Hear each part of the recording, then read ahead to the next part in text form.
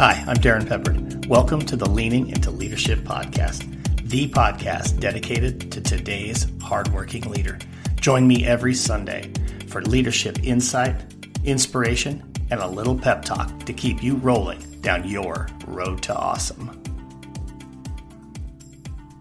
All right, my friends. Today on the Leaning into Leadership podcast, my guest is Chuck Moss. Chuck, if you don't know, has 25 years of experience in education. Chuck is the king of forming meaningful relationships and just doing everything he can to get the best out of others around him. Chuck has been a teacher, a coach, an assistant principal, a principal, and he now serves as the Director of Innovation and Development for Dinwiddie County Public Schools in Virginia. He is very proud to say that his most important roles are those of a husband and of a father. Chuck is somebody that I met through social media, like so many of you. But I've actually had the opportunity to meet Chuck in person. A little over a year ago, I had the opportunity to speak at a school in Virginia and was able to meet up with Chuck and a few other of those education rock stars out there, guys like Jonathan Alsheimer and Daniel Hornick. We got together, had a little beverage, had a little dinner, and had a wonderful time. And I'm telling you what, Chuck Moss is somebody that if you don't know him, you got to get to know him. The guy brings so much energy. You're going to love this interview. Before we get to that, just a really quick question for you. Leaders, how are you going to welcome your staff back this fall? Right now is the time that if you are planning on having somebody come and bring an uplifting, inspiring, and positive message to your staff to start your school year, you got to get them on your calendar now because the odds are really good that their calendars are filling up. Case in point, me. My calendar is really starting to fill up for July, August, and September. I want to come to your school. I want to come and bring that message. I want to talk about the road to awesome, about how we focus on the things that we can control and let go of the things we can't. I want to talk about how we rise by lifting others. And when others are down, we reach down, put a hand down and lift them up. And finally, I want to talk about on the road to awesome, we change the world one conversation at a time. Teachers matter. Educators matter. They need to hear that positive message, and I've got a great message to share with them. If you're interested in booking me to have me come and speak at your school, at your district, at your opening district event, whatever it might be, reach out. All my contact information is in the show notes. I want to help you kick off your school year the right way. Reach out. Let's have a conversation. And now let's get to this interview with Chuck Moss. I know you're going to love it. I'll see you on the other side. All right. Welcome to the Leaning into Leadership podcast. Chuck Moss is my guest today. And folks, I'll tell you what, there's one word that is going to describe today's episode, and that is awesome.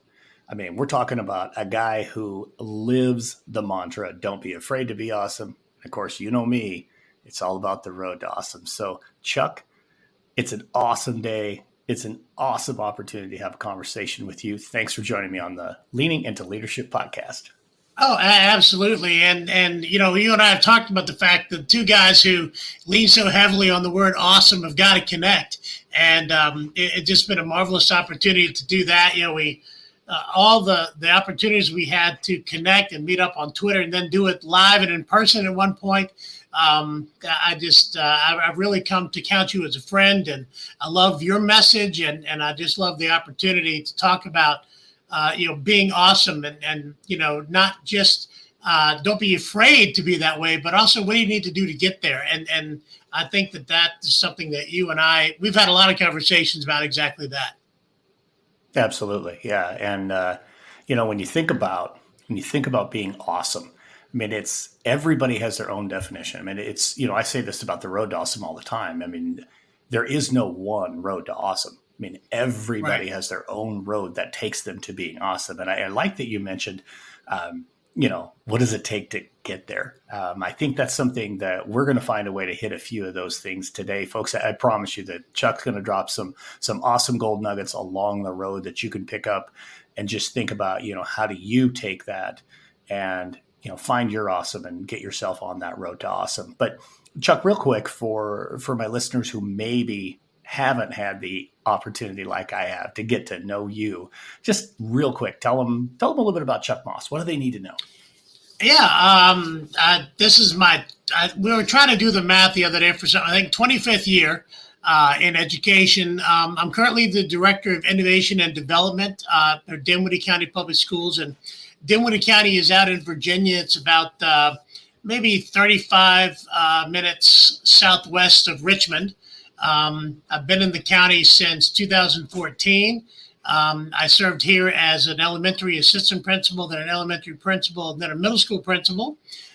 Before that, I was up in the Spotsylvania County, Virginia for a couple of years.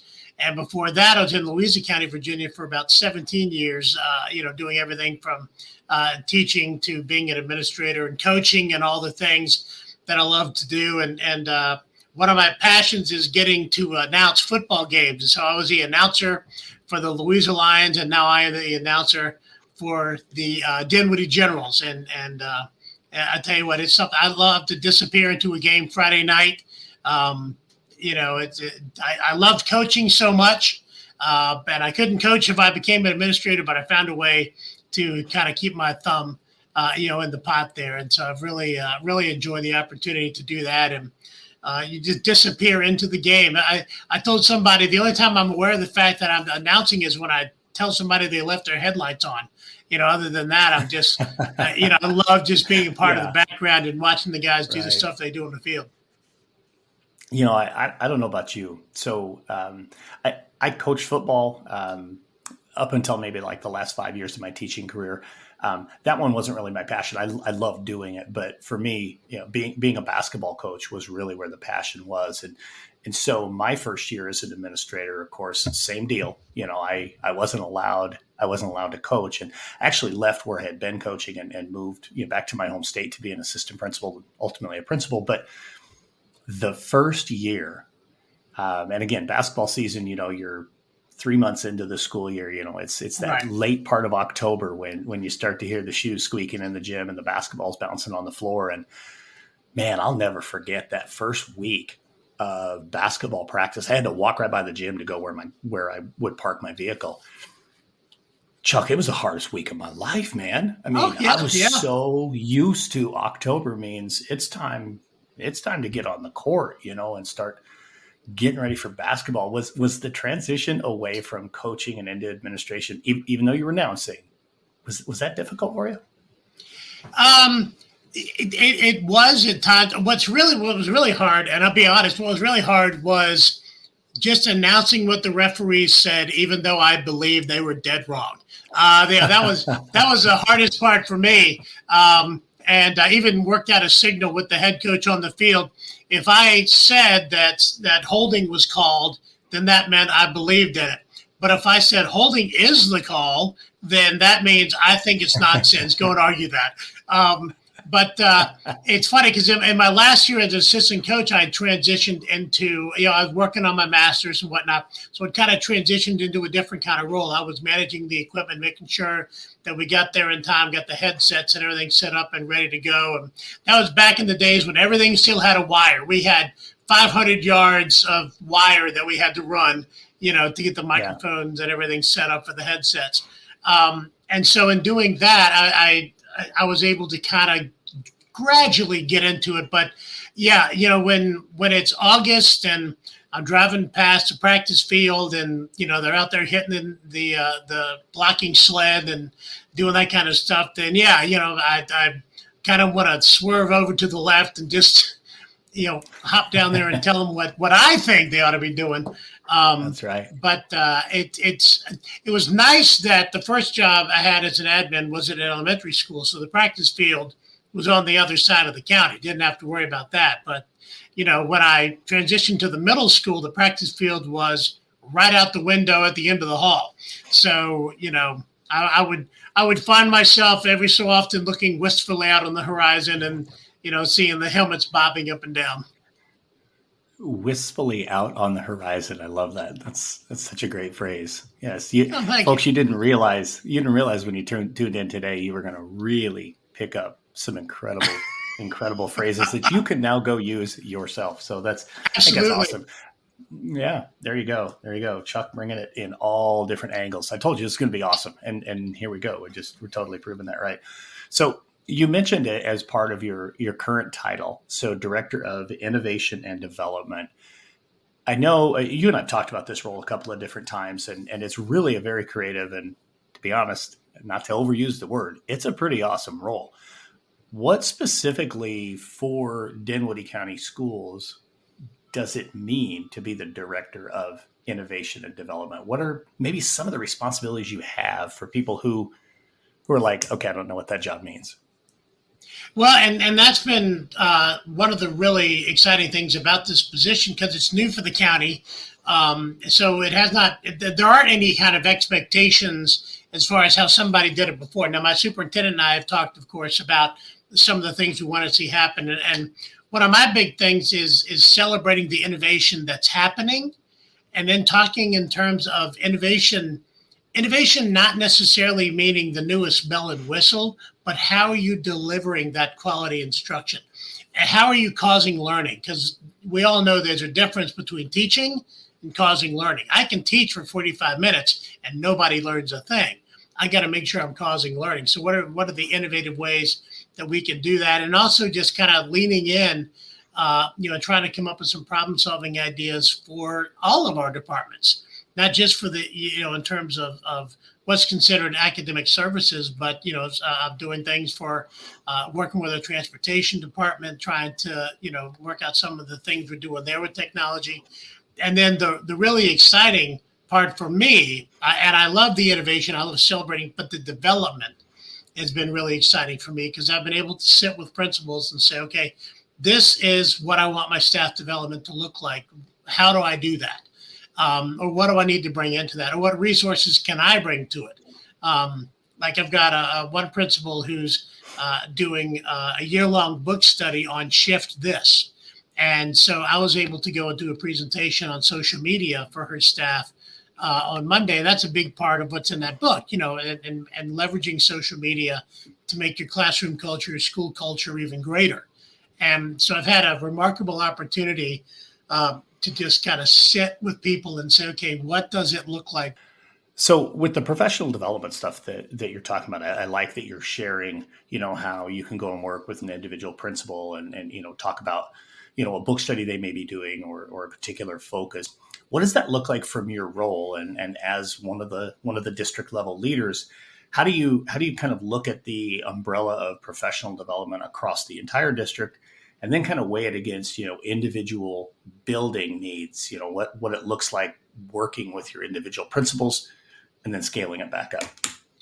Well, our core values here in Dinwiddie, excellence, equity, and integrity, looking to see, which one of those three core values does your PD speak to?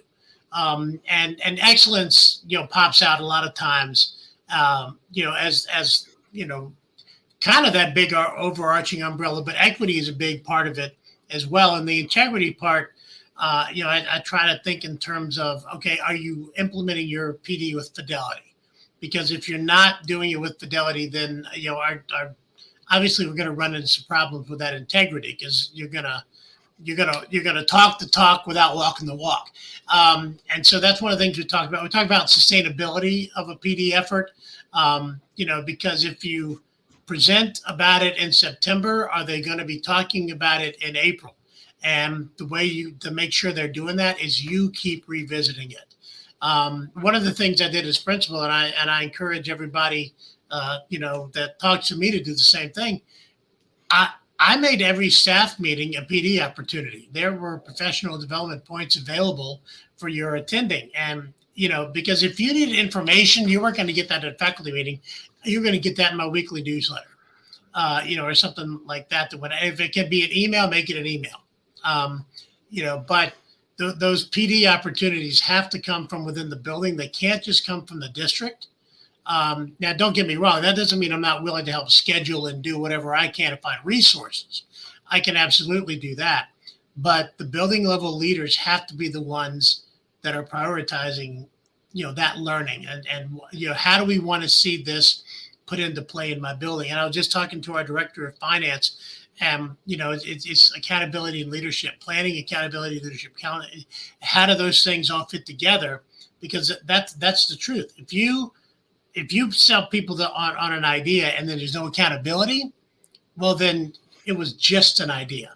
If you believe firmly enough, though, in that idea that it can make a positive difference for kids, then you've got to make sure you're accountable. You're holding people accountable for that. And accountability doesn't mean coming in and yelling and screaming at them. Accountability just means, hey, where did I see this today? If I was in your classroom doing an observation, where did I see the thing we talked about, earlier in the week, did I miss something? Tell me what I missed. Yeah, for sure. I think that's one of the flaws that will exist in professional learning, and maybe a part of why many educational professionals dread professional development, because if it's a one time, if it's just a hit and move on, if there's not some real clarity around what this is, why this fits in, how this fits in, and what we're going to do with this over the long haul. And then, like you said, my building leader actually asking those questions of me or pointing it out when they see it. And it's one thing to say, hey, where might I have seen this during your lesson? But if you did see it and pointing it out and reinforcing it, that's when you really start to see that traction start to come about. But when we don't do those things, that's when professional development gets a little bit of a negative connotation, and people feel like, right, it's not worth the time they're putting in. And you and I both know that, for our educators to be the very best they can be, we've got to give them those opportunities to continually grow and continue to learn and some of those types of things. So I want to ask right on that same line, and I don't know that this is true or not true. So if I'm off base, just tell me. But some of the best professional development sometimes is learning from the teacher next door or the teacher down the hall, or a middle school teacher going and watching a high school teacher or something like that. Is that something that you're seeing happen within your district? Are your principals working together or just working within their own spaces to give teachers the opportunity to learn from each other? There aren't principals that are trying to do some peer observation opportunities in the building. And of course, you run into the logistics of scheduling and that kind of thing. But one of the things that I'm working with in my department is we're trying to put together something where we have a list of people who are experts right down the hall or in the building, across the way or something like that. So, we don't necessarily have to look outside of our division to find the right people to, make a PD opportunity, because some of the best math instruction I've ever seen, has come from some of the math specialists right here in this county. And, not taking anything away from some of the people I've met, Dan Mulligan and whatnot, I've been saying this fantastic stuff. But when it also comes down to knowing your audience, knowing your students, knowing your followership, I guess, you can't ask for better than people who've been right there in the trenches doing the job right alongside of you. And sometimes also is an opportunity to let people know, hey, you're valued because of what you know. So I need you to share that information with everybody else, because I want them to see in you the value that I see in you.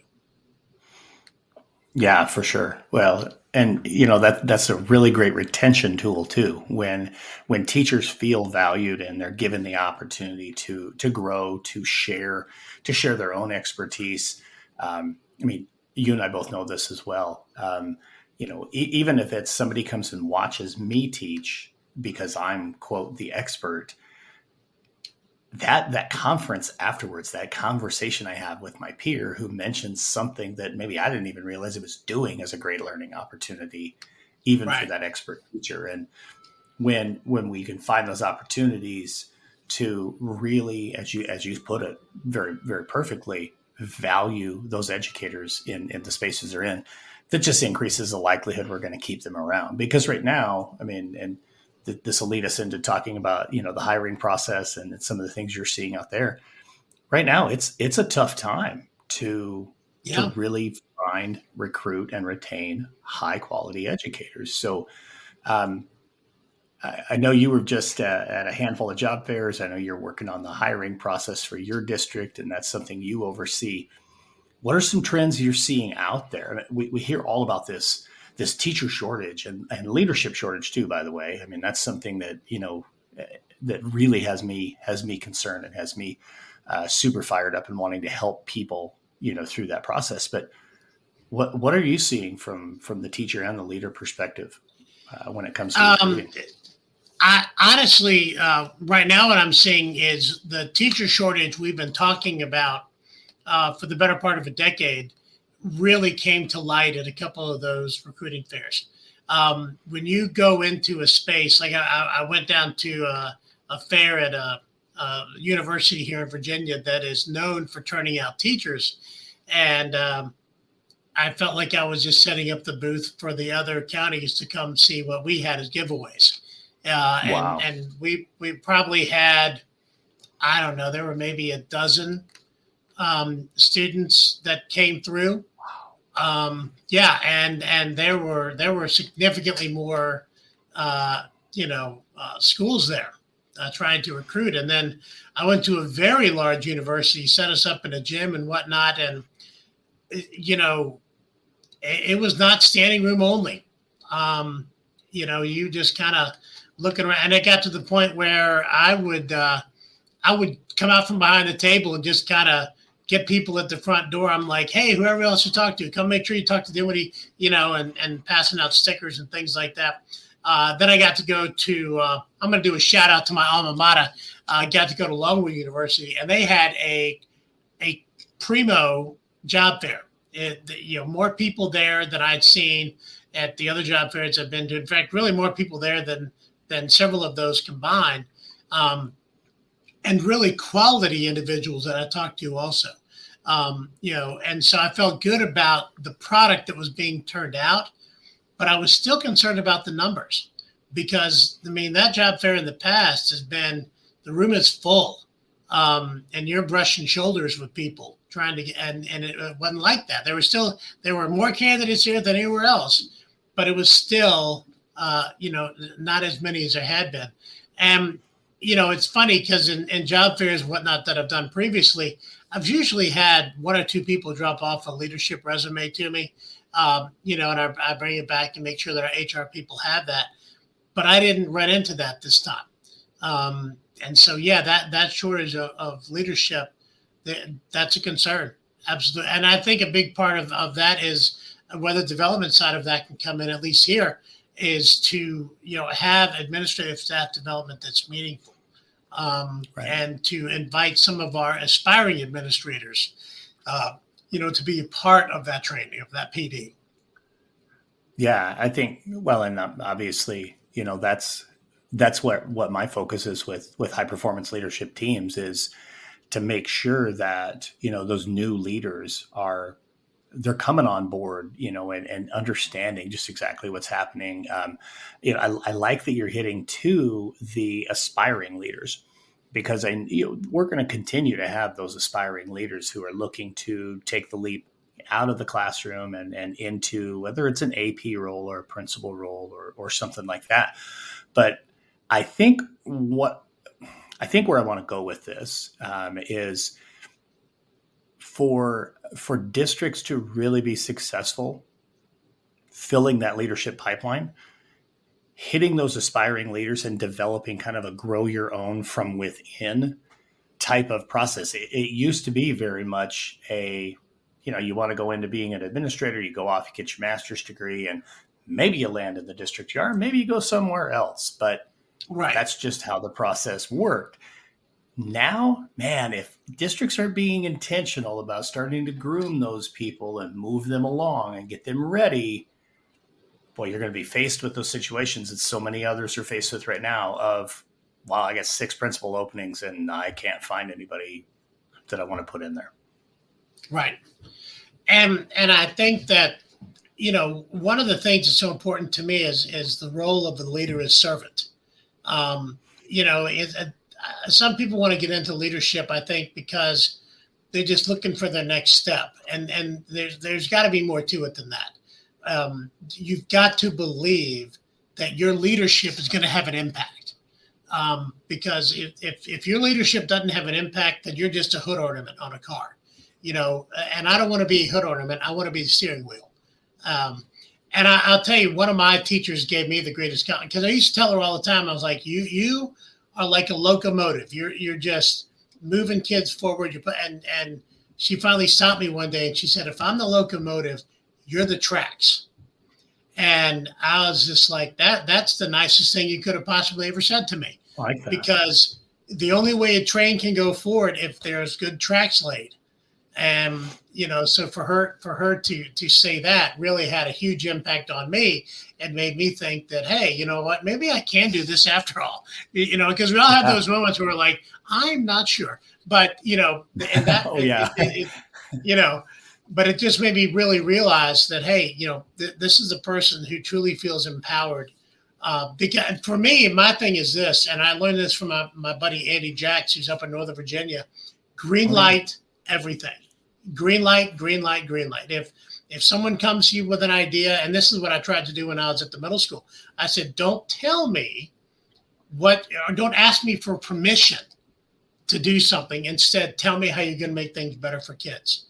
And I think that, necessarily in our field, a lot of people are kind of waiting for the gotcha moment. I said, I do not have gotcha moments. If we are going to succeed, we're going to do it together. And I said, if you fail, that's fine, because in my life, failures led to success. If I succeed the first time, I don't try any harder because I learned how to do it, And when someone says, well, I'm just afraid of failure, I'm like, well, when you were learning to walk, the first time you tried it, if you didn't pull it off, did your parents just pick you up and toss you back in the crib? No. They said, we're going to try it again. We're going to try it again. We're going to try it again. And that's the thing. You got to keep at it until you find something that's successful. I don't expect every initiative to be successful. I expect every initiative to be a learning opportunity. I love that. I really do. And, and you kind of referred to it in there, but I think it's just such a powerful thing for leaders to remember that there's this huge difference between I gotcha and I got you. It's a subtle difference in the inflection, but are you trying to catch them doing it wrong, or are you telling them, hey, I'm here to support you, and hey, you're not going to be perfect. Not everything's going to be a home run, but you can't hit a home run if you don't swing the bat, right? Right, and if you're the kind of leader who spends your time looking for the gotcha moments, you're going to burn yourself out. If you're just walking around waiting for somebody to mess up, right? And if you're looking for a problem, you're going to find it, and you might find it whether it's not there. But if you're instead saying, okay, how can we get better? What can we do together? How can we, propel this forward? Then you go home feeling better than if you spent your whole day lurking around corners trying to wait for the catch somebody in a bad moment. There you go. There's one of the big gold nuggets right there. I promised you gold nuggets. You've already had many, but that one right there, I'm telling you, that one right there, I call it the red car syndrome. You're driving down the highway, Chuck, when you drive home today, this is your challenge. Count how many red cars you see. I'm going to tell you right now, you're going to see a ton of them. And the reason is you're looking for them. It's all about what you're looking for. And if as a leader, you're looking for the things you're doing right, or you're looking for opportunities to coach and lift people up, or if you're looking for how can I catch them doing it wrong, you'll find it. No matter what it is, you'll find it. It's all about your mindset. But I love that you said you'll go home still tired, but not near as exhausted, not near as burned out, because you're using your energy for good. You're focusing on the right things. I think that was really and that's a difference. I think that's a difference between being exhausted because of achievement and being exhausted because of exertion. If I have achieved something, I'm willing to be tired. But if I've just spent all day on a treadmill and I'm running the wheel, then that's when it stops being fun for me. Man, it doesn't get any better than that right there. I love that, man. Just love that, man. The gold nuggets just keep coming from Chuck Moss. Moments of awesome right here. Let's shift gears just a little bit. There's another thing that I want to get into with the role that you currently have, and it's not just the role that you have; it's just kind of who you are, and that's your presence on social media, and just some of the work that you do with social media. I mean, there's a weekly video that we've got. You've got the blog, all kinds of really good stuff, and you use social media, I think, so well, not just to build Chuck Moss's platform, but to really tell the story of Dinwiddie Public Schools. So maybe talk a little bit about how you approach it, not only from the chair you're sitting in now, but usually you're not in a chair when you're shooting a video. You're out in front of the school or you're out by your car or shoveling snow on those crazy winter days in Virginia. But talk a little bit about that. Just kind of, what is your approach with that? What are you focused on? What are you thinking about? Because I think leaders sometimes struggle with, how do I best use social media to tell my school story? Well, and I think that you touch on it right there. I've got to tell my story. In the presentation I did for that faculty earlier this week, I stole a quote from Joe Sanfilippo. If you don't tell your story, someone else will. There's an old saying, Aristotle said, nature abhors a vacuum. I believe information abhors a vacuum. And so if something happens and you can't figure out what, then you're just going to throw a bunch of stuff at the wall and see what sticks. The evidence that that's true for human nature is you look all the way back to, mythology. Why does the sun rise? Well, because there's a guy dragging the sun across the sky in a flaming chariot. Well, no, there's not. But people didn't know what made it happen. And so they were like, well, that's got to be the most likely thing because that's what I think happened. That's what my world looks like. So, if somebody had a bad experience at a school when they were 13 or 14, that becomes their school experience. It's my job to change that.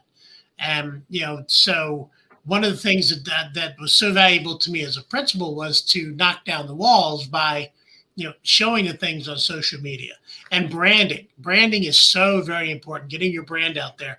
Eric Schenneger, I learned a lot when I read his book, Branded, and just talking about how we can, move things forward just because we're a recognizable brand. And I go back to Joe Sanfilippo, and you can't go to a conference without somebody saying, go Crickets, and that is not a huge school division, but that is it's a huge presence because of the branding that he has done. And I just want people to know that our story is about more than the negative experiences that they might see. There are good things happening all the time. And, it could be as simple as, kids are sitting on the stairs outside of a classroom because they needed a quiet place to read. And so the teacher said, okay, how can we make use of this space, which is going to, allow us to do the silent reading and that kind of thing, or, just going in and watching kids get excited about, because people think that it's just sitting in rows but there's more to it than that. There's that moments of, but if you don't show that to people, if the principal doesn't tell people, if the leadership doesn't tell people, then it's easy for them to assume that, nothing good's happening here.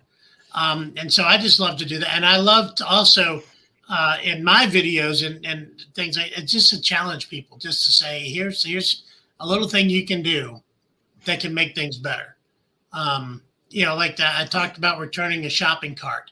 When you're in a parking lot and you just see it out there, and even if it's not yours, return it. And I had several people come up to me at a football game later on that week and say, I did that, and I was like, okay, all right, you were listening. That's great, and and sometimes it was people that I really respect, mentors to me, that were saying, hey, I did, that's what we need. And thank you. And so that's your brand becomes what you're known for. And are you known for those moments of awesome? Or do you get on social media and you just complain all the time? Because what you put out is what you're going to get back. 100%. 100%. And I love that you said that, because your brand is not just when you choose to talk about your school, it's everything that you're doing. Right. One thing that as a high school principal, we had our own Facebook page for the school. And what we did was actually branded it as, in parentheses, authentic. So it was RSHS authentic. And people ask me all the time, what does that mean? Why is it authentic? And I said, because anybody can create a page for our school. Anybody can create a page and claim that they're Rock Springs High School. But you know what? Right. This is the authentic page. When you see this, this is the actual Rock Springs High School page. And because I heard that question all the time, it told me people saw it and people were following it and they were paying attention to all of those stories that we were telling, because you're absolutely right. If we don't tell our stories, somebody else will, and we're not going to like the version they tell. So we need to be the ones that are taking control of the narrative. And I think around the country, more and more leaders are starting to do that. We need to kind of take that to a national level and really be telling that story at a national level. But that's a squirrel I could chase, and we could make that another 30-minute podcast about the national view of education, which is completely a mess right now. And I think that one of the things we've got to be able to do is not just use social media, but use it, to use that word, authentically. Use it to make sure that we're getting our message out there, and also make it about more than just, you should include things like late buses and change it to the menu and things like that. Yes, that's important. But also, that's not part of your school's story. What's the story you want told? Where do your core values like excellence and equity and integrity, where do they fit in? How do your messages speak to those things? I think that's spot on right there. Sometimes I hear that question from people, like, well, yeah, I hear, tell my story. What story am I supposed to tell? And just keep reminding people, you need to tell your story. What do you see every day? When you're out and about in your school and you see something that people need to know about, there you go. That's the story you tell. Right. Whether it's, a teacher finding a place to do some silent reading, or, I was constantly finding things, being out and about at the high school, whether it's student artwork or, something happening in the band room, or, all the awesome things that happen in a school, that people who base what they think is happening in school on their own experience. I was a student 20 years ago. I know what happens in schools. No, They don't. Not anymore. So we've got to tell our story. So last question for you, Chuck. Same question I ask everybody who's on the podcast. How right now, and you've talked about a lot of different ways that you're currently leaning into leadership, but maybe what is one thing that we didn't talk about or that you want to build on that has you really leaning into leadership right now? Well, one of the roles that I fill in this position is being the administrator of our virtual academy. And the way our virtual academy works in Dinwiddie right now is we contract out to some other virtual providers. But I'm the liaison. I'm the person that can, if I can't answer your question, I can find the person who can answer it and that kind of thing. And what I've been able to do is really develop some meaningful relationships with parents who, when they call, people are like, oh, well, they're so angry. Not all the time. Sometimes they're calling because they're advocating for their kid and they can't get an answer. And I can't think of a time I want a parent to be more frustrated than when they're trying to advocate for their kid and no one will give them an answer. I want to talk to that parent. And that's a big part of leadership, because, for some of these, we call them MOPs, for these, providers, they may not have the face of a teacher, or that may be a different teacher at different times, depending on when they call, or, it's a lot of it's asynchronous on several of the platforms. And so just being able to be the one that says, I hear you, I understand what you're saying. Even if I can't do what you're asking, I'm always going to listen to you, and I'm always going to let you have your say. Because again, you're trying to take care of your child.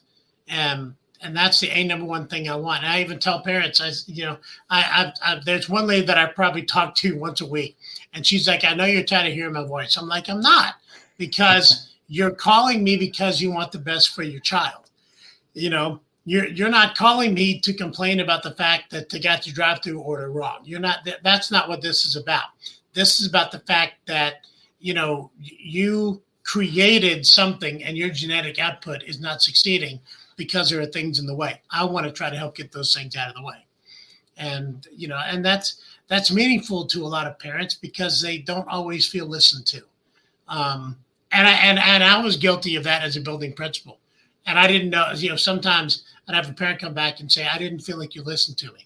Well, then I'm going to drop everything and we're going to talk again, because however I came across to you was not my intention, and we're going to make that right. When you're leaning into leadership, you're leaning in front of the obstacles, the things that are coming to slow down, the progress. And so to truly be a leader who leans in, part of your leaning in is clearing the way, because if you're the kind of principal, if you're the kind of leader, if you're the kind of district personnel who makes it easier for teachers to teach, and that doesn't mean you can take away everything. You can't take away report cards. You can't take away all the things that take up time. But at the very least, what you can do is you can say, hey, you know what? I'll be the sounding board for the parent. I'll be the sounding board, for anybody who wants to call or whatever, they can talk to me.